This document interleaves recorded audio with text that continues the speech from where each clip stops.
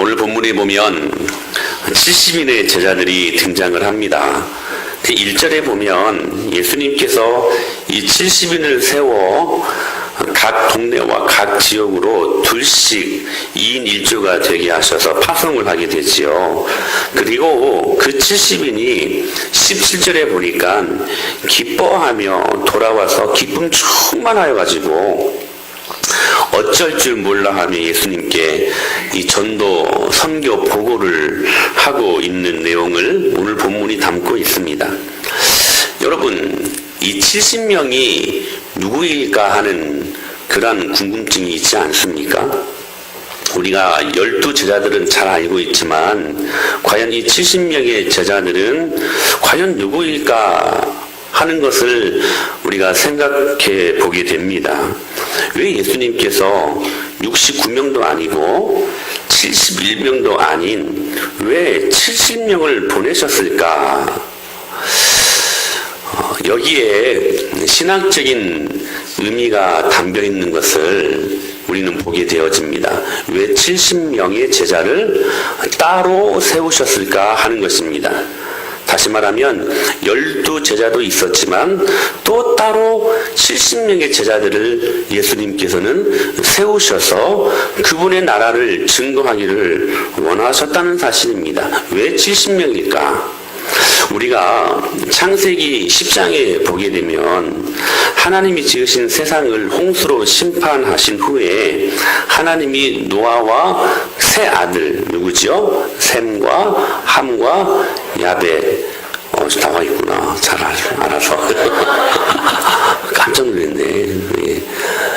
셈과 함과 야벳이 등장을 합니다.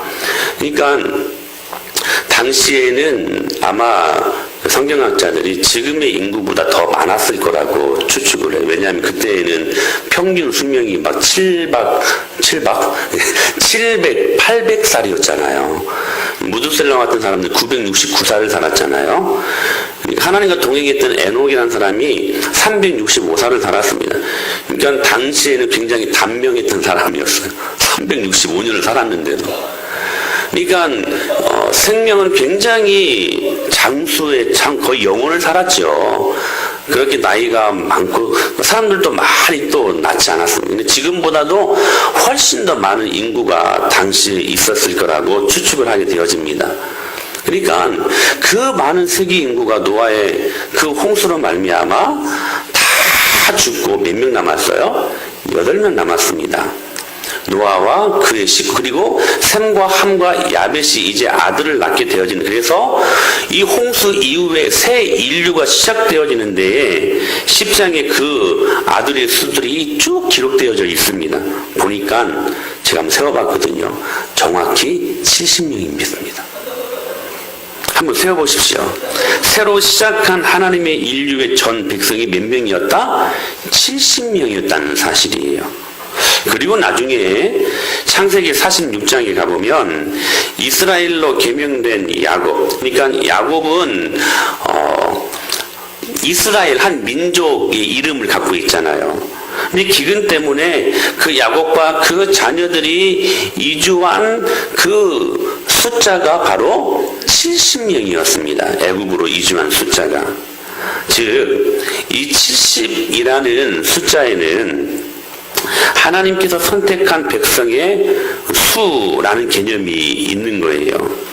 그리고 오늘 본문에 보면 예수님께서 새 시대를 여는 의미로 제자들을 파송하는데 그 제자의 수가 몇 명이었다? 70명이었다. 전에 제가 한번 말씀을 드렸었죠. 구약의 12지파는 무엇을 상징한다? 구약의 광야 교회를 상징한다. 신약의 12제자는 무엇을 상징한다? 신약 교회를 상징한다. 라고 의미를 말씀을 드렸는데 이 70인은 이를 더 확대한 의미에서의 세상을 책임져야 될 하나님의 수, 즉 교회를 의미하는 숫자라는 사실입니다. 그래서 69명도 아니고 그래서 71명도 아닌 70명을 세워 음부의 권세가 이기지 못하게 하시는 그 교회를 지금 주님께서 세상 속에 파송하고 계셨다는 사실입니다. 그리고 그 그 70명으로 말미암아 상징되는 교회, 그 교회의 사명을 우리들에게 허락하시고 있는 장면을 오늘 우리가 읽었던 본문을 통해 우리는 기억할 수 있다는 사실입니다. 그렇다면 70명으로 의미되어지는 하나님의 교회가 어떠한 미션, 어떠한 사명을 갖고 존재해야 되는 것인가? 여러 가지 많은 사명이 있죠. 그러나 본질적인 그 사명을 우리가 놓쳐서는 안 됩니다. 첫째로, 교회는, 그리고 교회 안에 속해 있는 여러분들은 오직 예수님의 이름만 높이는 사명이 있다는 사실입니다. 할렐루야. 오직 누구만 높이는 거라고요? 예수님만 높이는 교회의 사명이 있다는 것이죠. 17절의 말씀을 보실까요? 시작. 70인이 기뻐하며 돌아와 이르되 주여 주의 이름이면 지도자들이 이를 항복하리이다. 70인이 기뻐하며 돌아와 이르되 주여 주의 이름으로 선포하니까 귀신이 항복하고 쫓겨나가는 놀라운 일들을 경험했습니다. 사랑하는 여러분, 오늘 주님의 이름으로 여러분 가정 안에 있는 모든 더러운 것들이 쫓겨나가기를 간절히 축복합니다. 네. 여러분 명령하십시오. 네.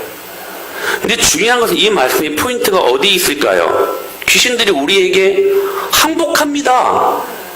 여기에 포인트가 있을까요? 아니면 70인이 기뻐했다는 이 단어에, 이 말씀에 포인트가 있을까요? 오늘 이 17절의 말씀을 보게 되면 우리는 포인트로 둬야 될 유일한 말씀이 있는데 주의 이름이면이라는 단어입니다. 주여 주의 이름이면 귀신들도 항복하며 쫓겨나가더이다. 주의 이름이면. 여러분, 왜 예수님의 이름에서 무엇이 나오기 때문에 이 말씀을 강조하고 있을까요? 19절에 이렇게 말씀하고 계십니다. 시작. 내가 너희에게 뱀과 정갈을 밟으며 원수의 모든 능력을 제어할 권능을 주었으니 너희를 해칠 자가 결코 없으리라. 할렐루야. 네. 여러분, 왜 주의 이름을 우리가 의지하고 왜 이름을 높여야 되는가? 무엇 때문입니까? 그 예수님의 이름에서 무엇이 나오기 때문에? 권능과 능력이 나오기 때문에 그렇습니다. 사랑하는 여러분, 예수님의 이름에 능력이 있음을 믿으시길 바랍니다. 그 예수님께서 승천하시기 전에 마태복음 28장 이렇게 말씀하셨지요. 예수께서 가라사대 하늘과 땅과 모든 권세를 아버지께서 내게 주셨으니 그러므로 너희는 가서 모든 족속으로 제자를 삼고 아버지와 아들과 성령의 이름으로 세례를 주고 내가 너희에게 분부한 모든 것을 가르쳐 지키게 하라 라고 Great Commission, 교회를 향하신 주님의 사명을 허락하시지 않습니까? 근데 이 말씀에 우리가 포인트를 두고 반드시 기억해야 될 말씀은 예수님께서 성부 하나님께로부터 하늘과 땅의 모든 권세를 받으셨다는 사실이에요. 그러므로 그 권세를 이제 너희는 가서 어떻게 말씀하신 거예요? 내가 받은 하늘과 땅의 권세와 능력을 너희에게 허락할 테니 그 권세와 능력 가지고 세상으로 나가라는 사실입니다. 그러므로 여러분, 우리는 주의 영적인 군사임을 믿으시길 바랍니다. 이 모든 것들을 제어할 능력이 우리 안에 있음을 믿으시길 바랍니다. 그러면 여러분들 결코 놓쳐서는 아니 될 것이 주님의 이름입니다. 예수님의 이름입니다. 할렐루야. 예수님의 이름에는 능력이 있습니다. 그래서 베드로와 요한은 성전 미문에 앉아서 구걸하던 그 안진뱅이에게, 그 안진뱅이는 은과 금을 구했지만 그러나 베드로와 요한은 은과 금이 아닌 나사렛 예수의 이름으로 그 앉아있던 것을 일으켜 세웠던 능력을 보인 것입니다. 사랑하는 여러분, 하나님의 나라는 말에 있지 아니하고 능력에 있음을 믿으시길 바랍니다. 그러므로 예수님은 3년 동안 공생의 사역을 감당하실 때에 결코 하나님의 나라를 말하지 않았습니다. 하나님의 나라를 보여주었습니다. 능력을 보여준 것입니다. 그런데 그 능력이 어디서 나온다고요? 예수 그리스도의 이름에서 나온다는 사실입니다. 그러므로 2015년 새해를 출발하면서 우리 반드시 명심했으면 좋겠습니다. 우리가 하는 모든 사역들, 그게 산을 옮길 만한 정말 큰 거창한 일이든 아니면 작은 나무 한 그루를 심는 사소한 일이든 무슨 대단한 일을 하든지 아니면 한 잔의 물을 떠다주는 작은 일을 하든지 여러분, 우리는 이 모든 일들을 예수님의 이름으로 해야 할 것입니다. 예수님의 이름으로 하십시오. 그 일을 통해 예수님의 이름만 높여져야 한다는 사실입니다. 특별히 우리 직분을 맡아 주님의 몸된 교회에서 이것저것 섬기시는 모든 분들은 반드시 이 말씀을 꼭 명심하고 이 사역들을 감당해야 될 것입니다. 절대로 내 힘과 내 능력과 내 지혜와 내 깨와 그리고 내 이름으로 주님을 하게 되면 여러분, 그 사람들을 통해 교회는 망쳐집니다. 기억하십시오. 오직 예수님의 이름으로만 하시기를 축복합니다. 왜냐하면 예수님의 이름만 능력이 있기 때문에 그렇습니다. 저는 집사감이 못 됩니다. 제 안에는 능력이 없어요. 잘 알아요. 너무나 잘 압니다. 못한다는 거 너무 잘 알아요. 그러나 여러분, 우리가 변명할 수 없는 이유가 무엇입니까? 주의 이름이면 귀신들도 항복하고 쫓겨가더이다. 여러분, 이 고백이 우리가 변명치 못할 하나님의 능력의 말씀이 된 줄로 믿습니다. 예수 그리스도의 이름으로 귀신이 떠나가는 것, 그러므로 여러분, 예수님의 이름이면 됩니다. 할렐루야, 할렐루야. 예수님의 이름이면 됩니다. 모든 문제 해결에 예수의 이름 안에 있다는 사실이에요. 주님의 이름이면, 그러므로 새해 어떤 일을 감당해도 예수님의 이름이면 우리는 너끈히 넉넉히 감당할 수 있습니다. 내 힘으로 하려고 하니까 힘든 거예요. 내 힘으로, 내 지혜대로, 내 깨와 내 노하우로 하려고 하니까 주님의 일이 그렇게 힘들고 어려운 거예요. 여러분, 주님의 이름으로 하실 수 있게 되기를 축원합니다. 그때부터 우리 안에 기쁨이 일어나는 거예요. 두 번째로, 교회 안에 허락하신 교회의 사명이 무엇인가? 우리는 예수님의 이름만 기뻐해야 하는 사명이 있다는 사실이에요. 저는 우리 은혜마을교회가 예수님의 이름으로만 기뻐하는 교회 될 수 있게 되기를 축복합니다. 여러분의 기쁨의 근원이 어디에 있냐는 거예요. 여러분에게 기쁨을 주고 재미를 주는 것이 무엇이냐 하는 것입니다. 이렇게 기뻐 어쩔지 몰라 하는 이 70명의 제자들에게 오늘 말씀을 잘 보십시오. 마치 촉치듯이, 마치 찬물을 끼얹듯 주님께서 오늘 본문에게 제자들에게 이렇게 말씀을 하십니다. 우리 20절 말씀 읽어볼까요? 시작. 그러나 귀신들이 너희에게 항복하는 것으로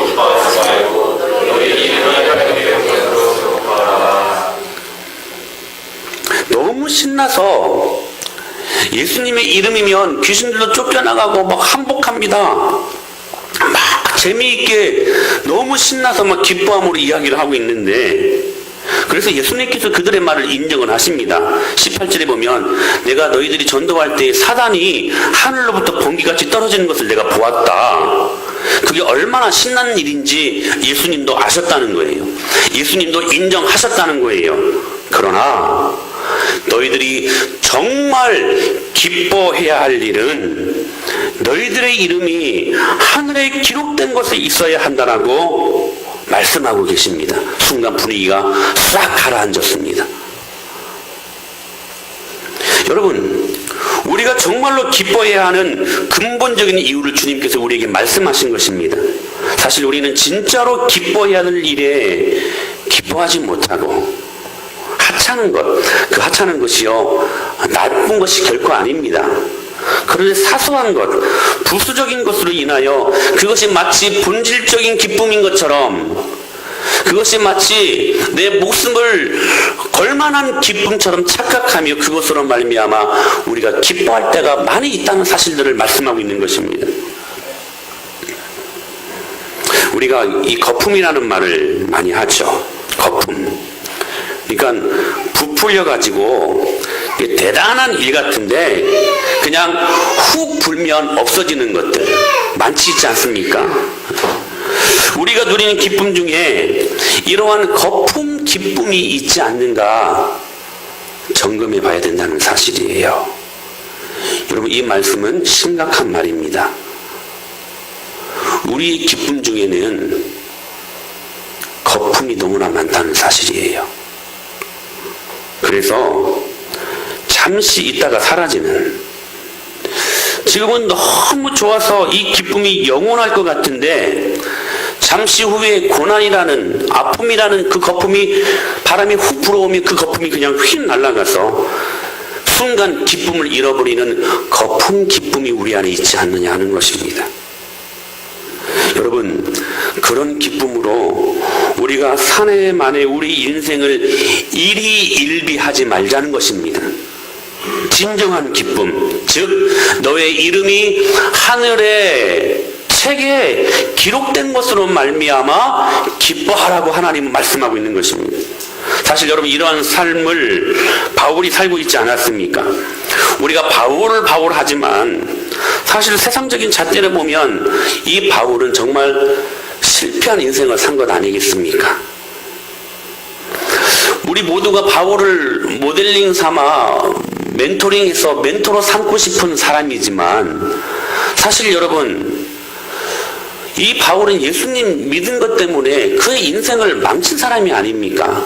그 화려했던 스펙도 예수님을 아는 지식으로 말미암아 다 배설물처럼 여겨버리는 그것뿐입니까? 그의 삶의 마지막도 감옥에서 쓸쓸히 순교해야만 하는 그러한, 여러분 어찌 보면 세상의 잣대를 보면 망친 인생을 살지 않았느냐 하는 것입니다. 그런 그가 그 감옥 안에서 감옥 밖에 있는 우리를 향해 뭐라고 외쳤습니까? Rejoice always. 항상 기뻐하라, 또 기뻐하라 라고 말씀하고 있지 않습니까? 여러분, 이게 상식적으로 맞는 말씀입니까? 항상 기뻐하라, 그리고 또 기뻐하라, 이렇게 말하고 있는 바울의 상황이 어떤 상황이었습니까? 감옥 안에 언제 죽을지 모르는 극박한 상황 속에 있었던 것입니다. 이게 과연 가능한 기쁨일까? 사랑하는 여러분, 복음 안에는 이 기쁨이 가능합니다. 이 기쁨이 원천적으로 우리 안에 있어야 된다는 거예요. 이 기쁨을 가지고 2015년도를 살아가야 된다는 것입니다. 그러므로 여러분, 정말 불가능한 일인 것 같지만 바울에게는 가능한 일이었어요. 여러분, 바울에게 가능했다면 저와 여러분들에게도 이 기쁨은 가능한 것이라고 성경은 말씀하고 있는 것입니다. 여러분, 예수님으로만 기뻐라고 해서 여러분 자녀로 인한 기쁨을 갖지 말라는 말씀이 아닙니다. 오해하지 마세요. 여러분이 바둥바둥 살며 벌어지는 그 돈 때문에 기뻐하지 말라는 말이 아니에요. 이 말씀은 예수님이라는 스펙트럼 안에 여러분의 자녀를 통과시킬 때에 그것이 진정한 우리들의 기쁨이 된다는 말씀입니다. 여러분, 물질이 우리에게 얼마나 많은 기쁨을 줍니까? 솔직히 내 안에 좀 돈이 좀 있고 통장에 돈이 두둑하게 있으면 참 재밌습니다. 즐겁습니다. 기쁩니다. 그런데요, 그 물질의 기쁨을 예수님의 보혈이라는 스펙트럼을 통과시킬 때에 이 기쁨이 나에게 원천적인 기쁨이 된다는 사실입니다. 사랑하는 여러분, 예수님의 보혈을 여러분의 모든 삶의 영역 속에 일어나는 모든 것들을 통과시킬 수 있기를 축복합니다.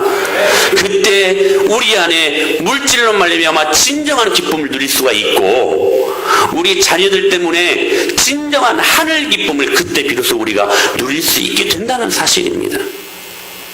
즉 우리의 기쁨에 거품을 불어내면 그냥 환경이 좋아지면 뭐 천국에서 사는 것처럼 행복했다가도 조금 내 뜻대로 되지 아니하면 무슨 지옥으로 내려가는 듯한 그런 인생을 살지 말고 흔들림이 없는 예수님으로 말미암아 그것들을 통과시킬 수 있는 원초적인 기쁨을 갖자는 말입니다. 그래서 사도 바울은 빌립보서에서 이렇게 말씀하고 있지 않습니까? 내가 배부를 때에도, 내가 배고플 때에도, 내가 풍부할 때에도, 내가 궁핍할 때에도 이것들이 나의 기쁨을 뺏어갈 수 없다고 말씀하셨습니다. 내게 능력 주시는 이 모든 상황과 환경을 극복하며 내가 누릴 수 있는 기쁨이 내 안에 있다라고 바울은 고백할 수 있었던 것입니다. 사랑하는 여러분, 여러분들은 무엇으로 기뻐하십니까? 그 모든 기쁨을 예수님의 보혈을 통과시키는, 그래서 예수님 때문에 기뻐하고 예수님 때문에 즐거워할 수 있는 저와 여러분들이 될 수 있게 되기를 예수님의 이름으로 간절히 축원합니다. 세 번째로 교회의 사명이 있습니다. 오직 예수님의 십자가만 높여져야만 한다는 사실입니다. 할렐루야, 할렐루야. 그런데 우리가 왜 항상 기뻐할 수 있는가? 바울이 그 기쁨의 비결을 유지할 수 있었던 이유가 어디에 있었는가? 왜 이렇게 기뻐할 수 있었는가? 우리는 그 답을 한번 찾아봐야 될 것입니다. 바울이 감옥 안에서도 이 비참한 상황 속에서도 당당하게 오히려 밖에 있는 사람들에게 항상 기뻐하라고 외칠 수 있는 근거가 무엇인가? 오늘 본문은 이렇게 답하고 있습니다. 하늘에 기록된 자기의 이름 때문이다. 여러분, 그런데 우리의 이름이 어떻게 하늘 생명책에 기록될 수 있었을까요? 갑자기 제가 막 하늘 올라가가지고 꿈속에서 하나님과 대면해가지고 그 생명책 막 내달라고 해가지고 제가 제 이름을 썼을까요? 여러분, 그 생명책에 여러분의 이름이 있다고 확신하십니까? 저기 우리 교회 책자에 이제 가면 이제 교회에 비치하는 책에 보면 진짜인가 가짜인가라는 책을 제가 사놨습니다. 한번 읽어보십시오. 정말 여러분들은 진짜입니까? 가짜입니까? 정말 내 이름이 생명책에 기록되어 있을까? 그렇다면 어떻게 하늘 생명책에 내 이름이 기록될 수 있었을까 하는 것입니다. 출애굽하는 이스라엘 백성들에게 천국을 보여주는 모형이 성막이었습니다. 성막. 그 성막 안에 들어갈 수 있는 제사장이 입는 옷이 있는데 그 옷이 에봇이라는 옷이에요. 근데 그 에봇을 입고 그 위에 무엇을 입냐면 이 조끼 같은 거, 베스트 같은 것을 입습니다. 근데 그 조끼 가슴에 12보석이 박혀 있어요, 이렇게. 근데 그 보석 위에는 뭐가 적혀져 있냐면 12지파의 이름이 적혀져 있습니다. 우리 28장 21절 출애굽기 시작. 이 보석들은 이스라엘 아들들의 이름대로 12이라 성마다 12지파의 한 이름씩 도장을 새기는 법으로 새기고, 즉 보석 위에 새겨진 이름이 상징적으로 저와 여러분이라는 사실입니다. 그러니까 그 보석이 새겨진 우리들의 이름을 가지고 천국을 상징하는 성막 안으로 제사장이 들어간 거예요. 그리고 이 모습은 하늘나라와 연동되어 있는 우리들을 말씀하고 있는 것이죠. 즉, 그 이름이 하늘과 연동되어 새겨지는 것으로 기뻐하라 라고 말씀하고 계시는 것입니다. 그런데 이 출애굽 백성들이 가나안 땅을 그냥 줄곧 걸으면 며칠이면 갈 수 있다고요? 10하루길이면 갈 수 있는 길이었습니다. 그런데 헤매이고 또 헤매이다가 가나안 땅에 40년이 걸려 들어가게 됩니다. 그들을 이끌었던 모세의 입장에서 보면 얼마나 힘들었겠는가 가늠해 볼 수 있지 않겠습니까? 이때 하나님께서 이스라엘 백성들에게 수없이 많은 은혜를 주셨음에도 불구하고 그 은혜를 까먹고 배신을 일삼는 그들을 향하여 별명을 하나 지어줬습니다. 그 별명이 뭐냐면 목이 곧은 백성이라는 별명을 지어줬습니다. 조금 각색하면 이런 말이에요. 말을 안 들어요. 아무리 해도 하나님의 말씀을 듣지 않습니다. 그래서 도저히 안 되겠다고 하나님이 판단을 하시고 하나님께서 당신의 사람 모세와 마음을 나누십니다. 쉽게 말하면 이런 거예요. 야, 모세야, 내가 정말 저것들하고는 도저히 못하겠다. 이제 저것들 이름 싹 지워버리고 너랑 나랑 다시 우리 시작하면 어떨까? 그게 더 빠르지 않겠냐? 저것들 데리고 나 가나안 땅에 들어가는 건 도저히 불가능한 일인 것 같다. 그러면서 이스라엘을 완전히 지워버리겠다라고 모세에게 그 마음을 나눕니다. 이때 하나님의 말씀을 들었던 모세가 어떻게 간구합니까? 이렇게 간구합니다. 시작. 그러나 이제 그들의 죄를 사하시옵소서. 그렇지 아니하시오면 원하건대. 기록한 책은 요한계시록에 보니까 정확히 생명책이라고 코멘트되고 있습니다. 원하건대 주께서 기록하신 생명책에서 내 이름을 지워버려 주시옵소서. 저들을 용서해달라고 하나님 앞에 탄원하지 않습니까? 그런데 이 모세의 기도에 하나님께서 응답하셨어요, 안 하셨어요? 하셨어요, 안 하셨어요? 막 긴장되죠. 이게 답을 어떻게 해야 될 것입니다. 모세의 이 기도에 하나님께서 응답하시지 않았습니다. 정은이가 정답을 맞춘 거예요. 정답을 맞췄습니다. 하나님께서 이 모세의 간절한 기도에 응답하시지 않았습니다. 즉 모세의 이름을 지우면서까지 이스라엘 백성들을 살려내신 게 아니고 모세의 이름을 그대로 생명책에 기록한 그대로 두고 출애굽 이세대를 끝까지 하나님께서 안으시고 가나안 땅에 입성하게 하셨다는 사실입니다. 왜 그러셨을까? 왜 모세의 이름을 지워버리지 아니하고 그렇게 기도했으면 그냥 지워버리고 다른 사람들을 살릴 수 있는 그러한 기회도 있을 수 있잖아요. 왜 하나님께서는 모세의 그 간절한 기도에 응답하시지 않고 즉 이 모세의 이름을 지우시지 않고 끝까지 그 이름을 남겨두고 이스라엘을 구원하셨을까? 왜냐하면 여러분 이 말씀을 꼭 기억하시기 바랍니다. 모세의 이름보다 더 위대한 이름, 모세의 이름보다 모든 위에 뛰어난 이름, 그 이름 앞에 모든 만물이 무릎 꿇고 주라 시인할 수 있는 그 이름, 예수 그리스도라는 이름 때문이었습니다.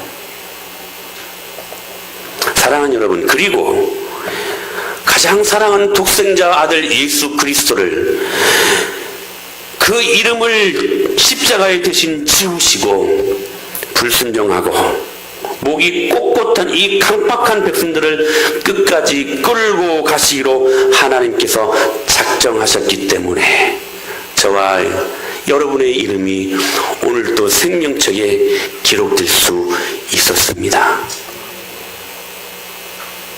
그래서 오늘 내 이름이 저 하늘나라에 기록된 이유는 저 골고다 언덕에서 우리들의 이름을 지워지지 아니하도록 우리 대신 지워주신 예수님의 십자가가 있기 때문에 여전히 하늘에 기록된 나의 이름으로 인해 우리는 다시 일어설 수 있다는 사실입니다.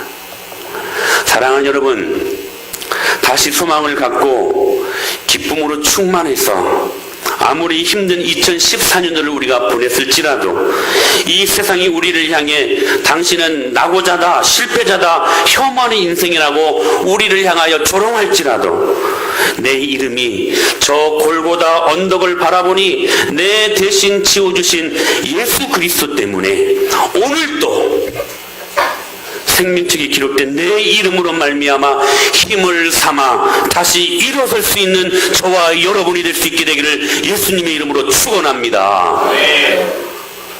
우리는 그것으로 충분히 기뻐할 수 있는 사람들입니다. 아멘. 다른 것에서 기쁨의 이유를 찾지 마십시오. 그것만으로도, 십자가만으로도 다시 힘과 능력으로 우리는 일어설 수 있습니다. 충분합니다. 많은 교회들이 복음으로만 안 된다는 거예요. 그래서 여러 가지 많은 것들을 개입시키고 여러 가지 많은 것들을 끌어들입니다. 그러다가 망한 교회가 유럽 교회들 아닙니까? 사랑하는 여러분, 기억하십시오. 우리는 예수님의 이름만 있으면 일어설 수 있습니다. 예수님의 이름만 있으면 여러분의 모든 슬픔과 아파하는 것들이 치료될 줄로 믿습니다. 예수님의 이름으로만 가능한 일입니다. 예수님의 이름으로만. 그러므로 여러분, 다시 한번 말씀드립니다. 예수님으로 결코 기뻐하지 마십시오. 예수님의 이름으로만 기뻐하시길 바랍니다. 그러므로 오직 우리는 십자가만 높이는 사람들이 되어야만 할 것입니다. 우리가 예수님의 이름을 가지고 사는 이 세상이 결코 만만치 않습니다. 좋은 환경과 상황이 있기 때문에 이 십자가의 복음을 갖고 기뻐하며 살아가는 것이 아니라고 성경은 말씀하고 있는 거예요. 그리고 예수님이 오늘 어떻게 말씀하셨습니까? 오늘 누가복음 10장 3절에 보게 되면 그 70인을 파송하는 데 있어서 그 세상이 결코 만만치 않음을 이렇게 말씀하셨습니다. 시작. 어린 양을 이리 가운데로 보냄과 같도다. 내가 너희를 보내는데 어린 양이 이리 가운데로 보냄과 같도다.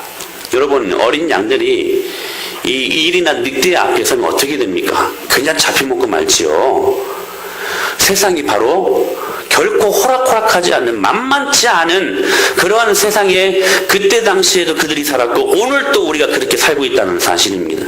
사랑하는 여러분, 우리가 속해 있는 이 흑암으로 점철되어진 모든 흑암이 임하는 이 땅은 여러분 결코 우리가 무장하지 아니하며 살 수 없는 곳입니다. 만만치 않은 곳입니다. 그러나 여러분 기억하십시오. 우리가 교회로 부르심을 받고 우리가 교회되어 살아갈 때에 하늘이 연동하는 축복을 경험하는 이 땅이 결코 만만치 않지만, 그러나 여러분 2015년도를 살고 있을 때에 우리에게 오히려 난관도 있고 또한 어려움도 있고 도전이 임할 수도 있지만, 그러나 아무리 힘들어도 예수 그리스도 이름이 지워진 골고다 언덕이 오늘 내 안에 존재한다면, 그래서 그 칼보리 언덕에 십자가를 높일 수만 있다면 우리가 경험하는 어떤 형편과 어떤 상황과 아픔도 우리는 끄떡 없습니다. 우리는 십자가로 이길 수 있습니다. 십자가 튼튼히 붙잡고 날마다 이기며 나가는 저와 여러분이 될 수 있게 되기를 바랍니다. 이게 교회의 사명이요. 이것이 우리 안에 순종되어지고 이것이 우리 안에 반응되어질 때에 겸손도 가능할 수 있고 주님을 기쁨으로 섬기는 것도 가능할 수 있다는 사실입니다. 그럴 때 우리는 교회됩니다.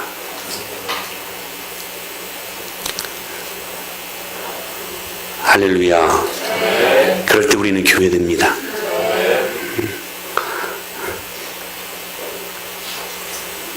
세 가지.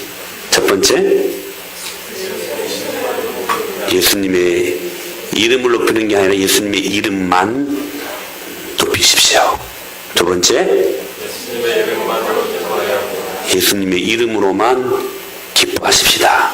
세 번째, 십자가만 높이시는 우리 은혜마을교회와 여러분의 귀한 목장들이 될 수 있게 되기를 살아계신 예수님의 이름으로 간절히 축원합니다.